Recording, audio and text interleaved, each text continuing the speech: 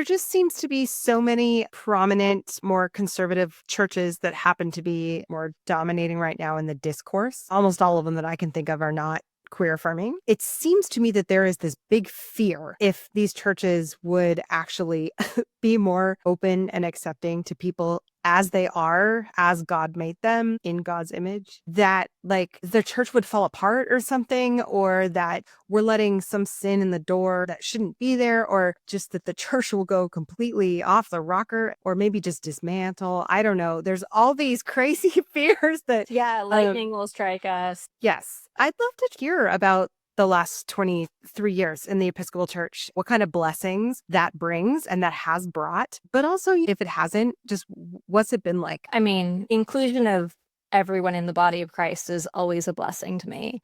The frustration is that it feels like it's taken us, even since 2003, it feels like we're still dragging some people kicking and screaming towards inclusion, which breaks my heart.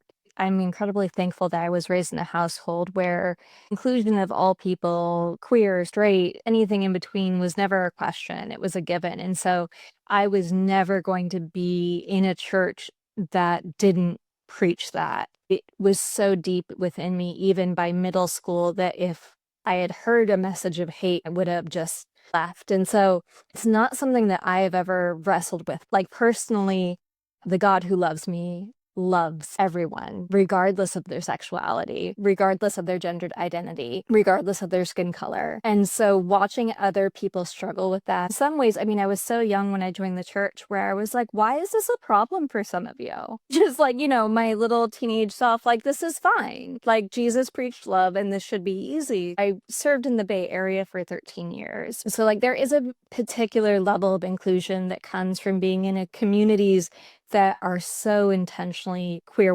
welcoming, queer friendly. I mean, the identity of the Diocese of California has been so rooted in being allies during the AIDS epidemic, speaking out for gay rights. And so in my ministry, I have had privilege to serve in areas that have been much further along than many other places. And so I've watched colleagues and friends who have had to walk through much harder paths of preaching or fighting for queer inclusion in areas where it's much more divisive. It doesn't matter if the Episcopal Church on a global level has come to one decision. It doesn't mean that every church in the South or upper East Coast ways of being are jumping on board with rainbow flags hanging from the sanctuary. I think has been a much slower paced process than my teenage self expected.